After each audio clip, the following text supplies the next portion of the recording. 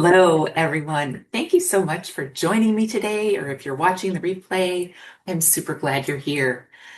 Today, we're going to be talking about those moments in life when your kids are flown and grown and flown. Somebody shared that with me earlier this week, and I'm like, I like that. They're grown and flown. But it's really when the rhythm and your relationship changes. And um, releasing those assumptions. And maybe this might be a tough one for us because I know I came up with the idea and started looking at it and what points I wanted to cover. And I was like, yeah, I fell into this trap as well. So it could start out with, they've been home all the time, or they were home for summer break or whatever it is, and they're in the house. And then they go off and you send them a text and they don't respond, or it's a really short text, or they don't answer the phone when you call them, when you were kind of really hoping to just talk for a little bit. It didn't even have to be a really big talk, a long talk. It's just a, hey, how's things going? And they're not responding anymore. And so underneath that frustration, like, what? I don't matter anymore. Don't they love me anymore? And you could take it all over the place. And you know what? The basic truth is they're just starting to live in their own life, building their own schedule, their own relationships, their own new adventures. And so, if that question has ever crossed your mind, you can raise your hand, put it in the chat, or you can just keep it to yourself if you don't want to admit it to anybody else. But I know I had that experience. And if you've ever felt that, if you're still feeling that, it doesn't mean you're needy. It doesn't mean that you're failing. It doesn't mean that you're over dramatizing or anything like that. You are a parent whose role has shifted, the relationship with your child has shifted, and the rhythm of how you interact has shifted. So that change in the relationship doesn't always mean that things are over. It's just a closure of one chapter. I was sharing with an individual on a Facebook group and how she, still feels sad because she misses the giggles in the hallway or the extra clinking of stuff in the kitchen and, just having her daughter around. And I totally get it, totally. And now her daughter's gone. And so she misses those sounds, those giggles, that presence. And when my daughter went off to college, I remember she was a texter, and so we would text for 30 minutes, 40 minutes. And I'm like, cool. And then this kept on for a while. And then, so one time we were texting, it was like 7, 8 minutes in. My thumbs are getting tired because I don't do this every day. And so I thought, I'll just call her. And so literally, we were just like chatting back and forth, da da da da, hit call, and she didn't answer. I'm like, we're talking. How do you not have your phone? It's like, I'm like, what the heck? And so I was just like, okay, whatever. And I didn't know what to do. I'm like, all right, I guess I made it into something that it wasn't. And what I want to share today is that the access you have to with your child doesn't equate to how much they love you or how much they miss you or how much they think about you. Sure, when they were younger, you had a lot more access to them. They had more access to you because they lived with you, either all the time or if you were a divorced family, it was part of the time, but they were there and you had more visibility into their daily life. Now they're building their own families. Maybe they've got their own children now. They've got their own schedules. And this happened with my nephews as well. I could have conversations, long conversations back and forth on text. Try to call them. No, they don't pick up. And so one day I just asked my daughter, I'm like, how come we can have a 40-minute conversation via text? And yet when I call you in that text, you don't answer. And she's like, well, Connie, because I'm with my friends. I'm like, what? She goes, yeah, I can talk to my friends. I can hang out. I can be studying and I could talk to you at the same time. I was like, oh. She goes, I don't want to pick up the phone because then like it's all the noise and then I have to just talk to you and like she goes, I do multiple things at the same time. And I was like, oh, oh, okay. So this made me realize that I had done the same thing when I moved out into my first post-college apartment, post-college new town. Okay, way back then we didn't have text messages, so I couldn't have had a conversation in a text message while I was hanging out with my friends. That was way before texting. But still, I'm like, I thought about my parents probably every day. And when I was at work, I would think about them, but I was at work. And so it really wasn't a good time to call. And then I go home and I was on the middle of like running out to go play volleyball. I thought about my mom and I wanted, nope, I can't talk right now. I don't have enough time. And so I did the same thing. And I never thought about what my mom thought when we didn't talk on a regular basis. And so now it's coming back to me. I'm like, hmm. So a pattern that I want to share with you is moment, meaning, and reaction. So let's just reflect on that story. What is the moment? What actually happened? So the moment was I was texting with my daughter and I chose to call her and she didn't answer. Plain and simple.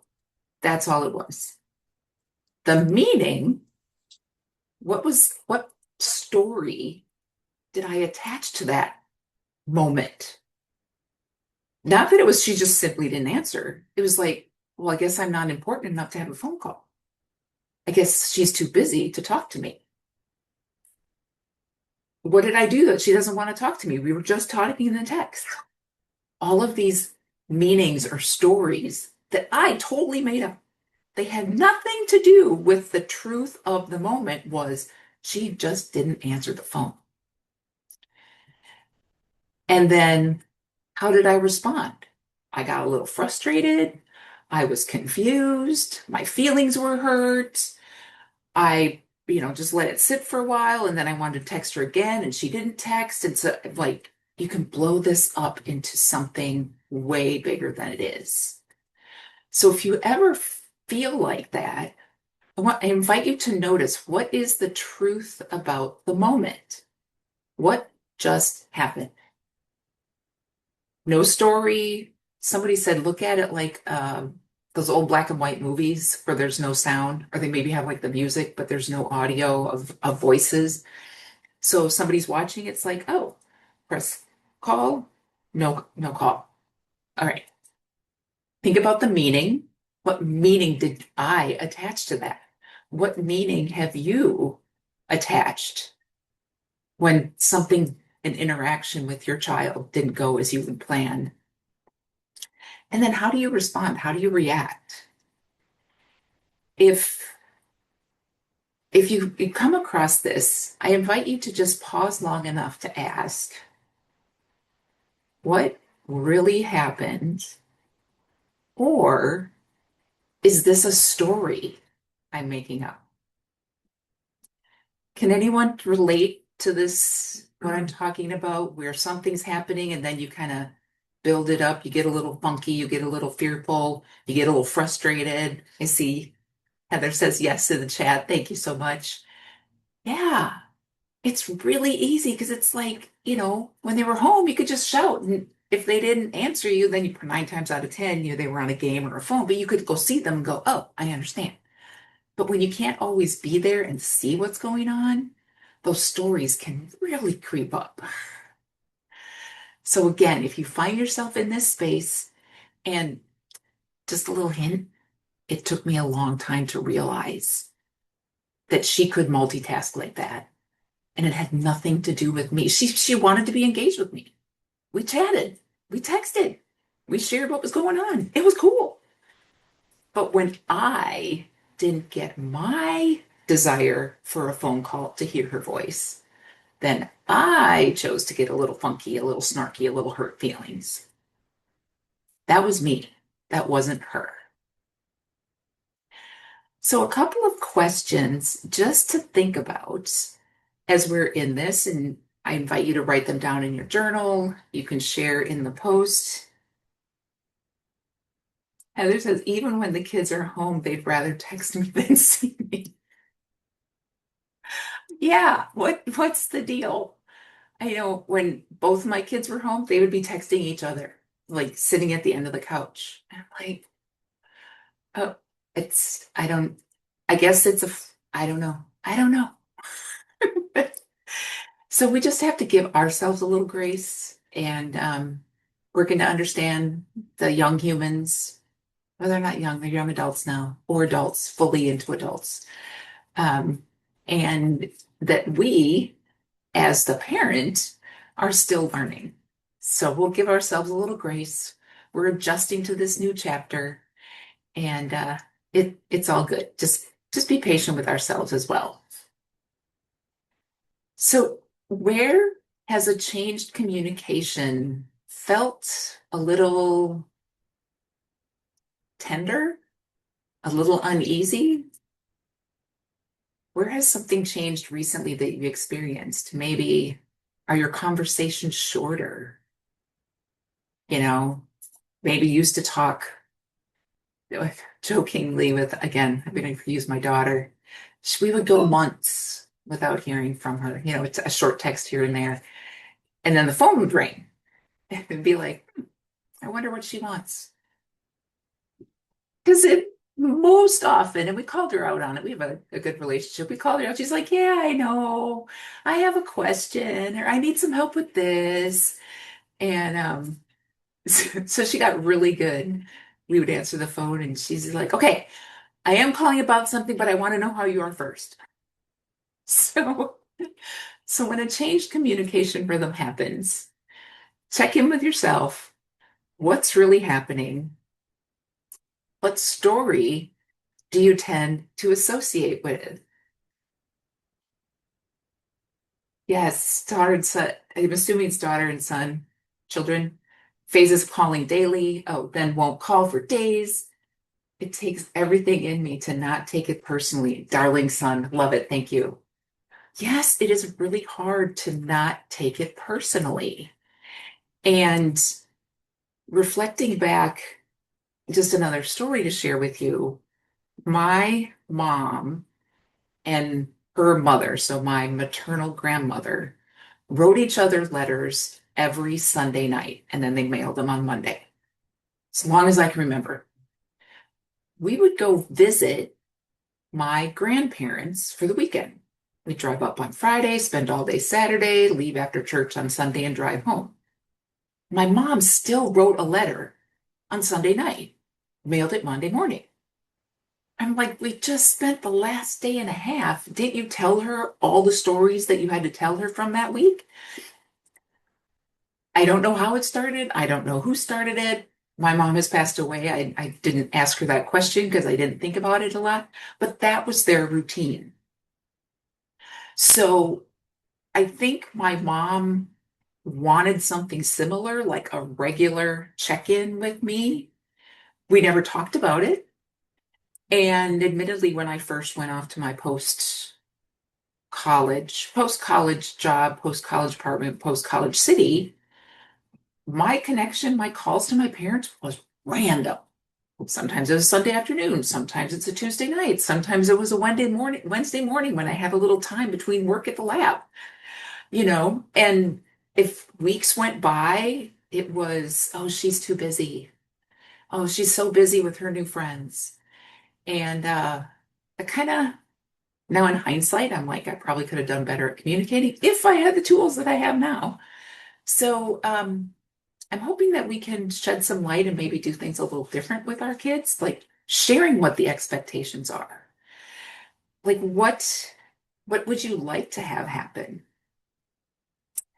Um, so another question to ask ourselves is not why don't they connect with us? They're too busy, they're learning independence, they're just got their life to live. I don't matter anymore. They don't love me as much. They don't need me anymore. I mean, we can go into all of these sorts of things.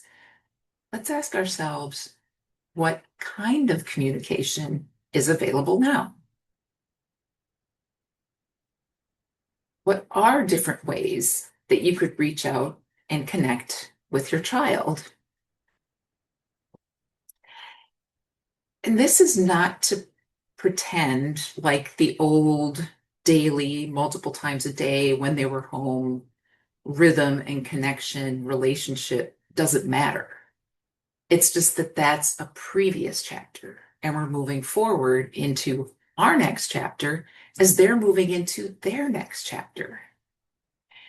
And it also doesn't mean that we cannot express what we desire.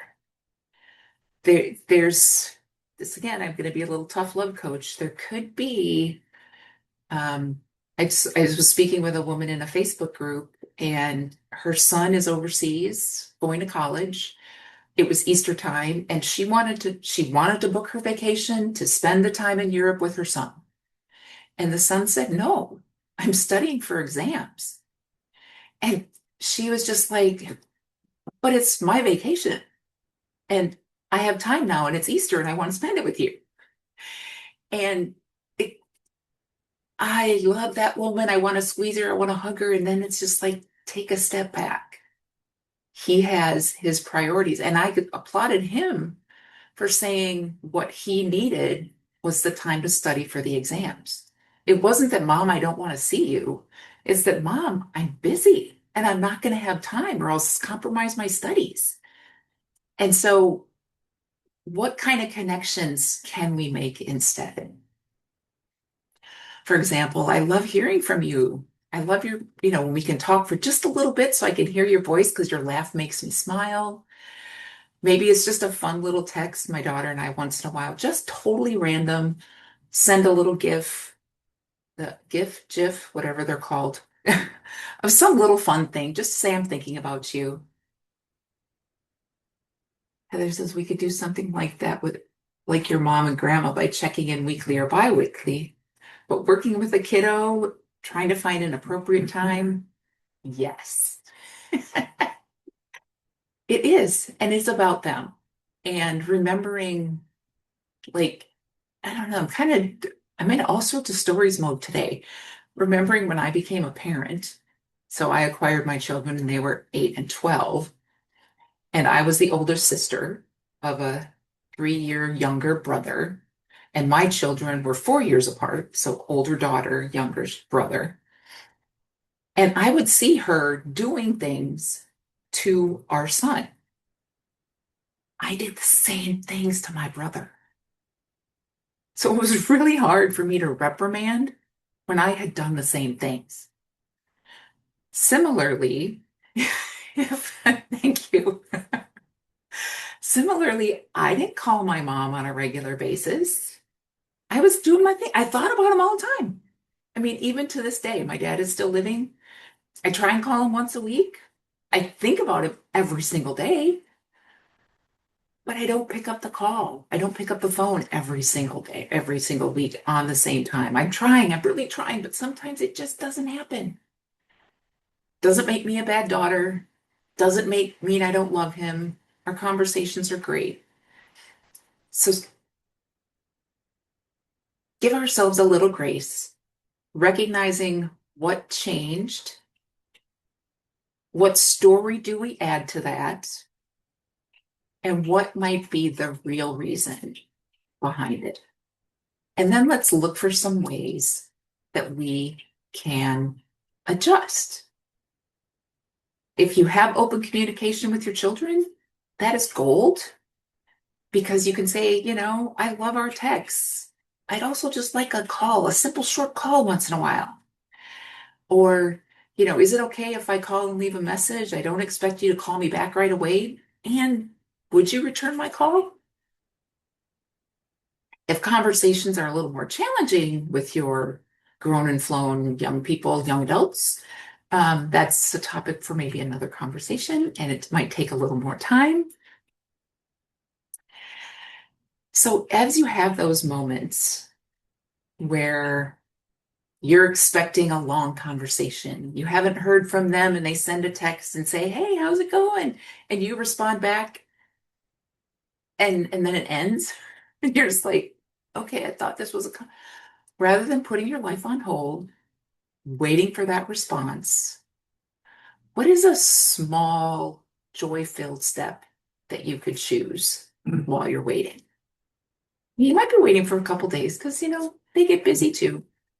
But maybe instead of waiting anxiously for that next text to come or that next call, you go for a walk. I just put my feet in the grass because we've got green grass down here in Louisiana. It's awesome. Maybe you call a friend. Maybe you could read a book. So I always want to encourage us to do a think, plan, act. Those three little steps. Think about what am I making this non-returned text mean? What's the question plan? What's a question I can ask instead? Oh, I wonder what they're doing. I can't wait to hear. You can, imagine, put yourself back at that age when you're exploring, when you've got new friends, you've got new opportunities. And then what can you do while waiting without putting your life on hold? Because you are so important as well. And we are moving beyond just that role of mom or dad.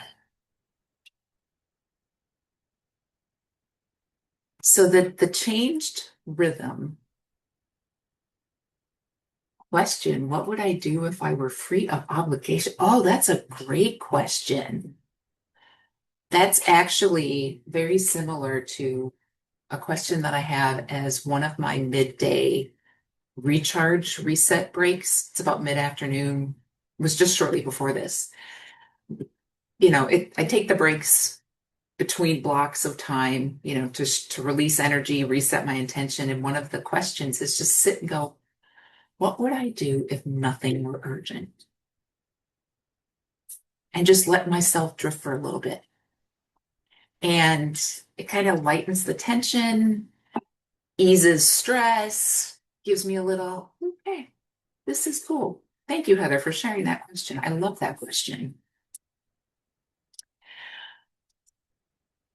If your children, I can't say 100%, but I'm pretty confident, 99.999999999% that when they don't text back or they don't call right away or they don't call for a couple of weeks, they still love you. And they're probably thinking about you a lot. So just because there's no action visible that you can see on your phone or hear with your ear through the phone, that connection that you have with them is there. And it may be coming in a different form that we're not quite used to. And as we learn to live in this new rhythm of our lives, because they're doing theirs, they're adjusting to their new rhythm, we're adjusting to our new rhythm, your life still matters. And you still have those God-given talents and gifts and values and awesomeness that needs to be brought to this world. We're moving into that next chapter, which is so exciting. And your joy, your happiness, what you are becoming in this next chapter matters and is important. And I just want to keep you guys encouraged to acknowledge that previous chapter. We're not throwing it away. We're not even throwing away the book. We're just moving the page to this new chapter. And you can go back and read the good parts of the old chapter before. But we don't want to live back there. We want to keep moving forward while our grown and flowns are also doing that as well. Thank you so much. I appreciate the participation. If, as you're watching this, things coming up as I'm asking the questions, drop them in the comments. Before I go, what is one assumption that you're ready to release in this relationship rhythm change with your child? What's a story that maybe has come to mind that you keep saying to yourself about what it means when they don't call you back? What story or assumption Are you ready to release?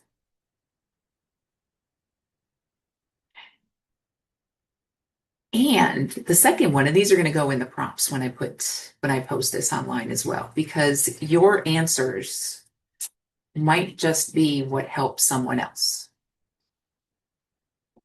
While I know it's not true, I can feel forgotten. Yes, you can feel forgotten, and it's not true. So let's let that go and choose one micro joy, one little fun thing that you can do while you're waiting for that next response. All right, everybody. I hope that this helps. There are so many people. I'm having conversations in Facebook groups, other Facebook groups. I'm trying to get them in here so we can all, encourage each other, learn from each other. Different experiences can spark something new. Um, this has been so awesome. I will be back next week at the same time. Go have an awesome week. Remember that you matter, your life matters, your children love you, I love you, God loves you, and this is just a beautiful space to be in. So I will see you next week. Have an awesome day.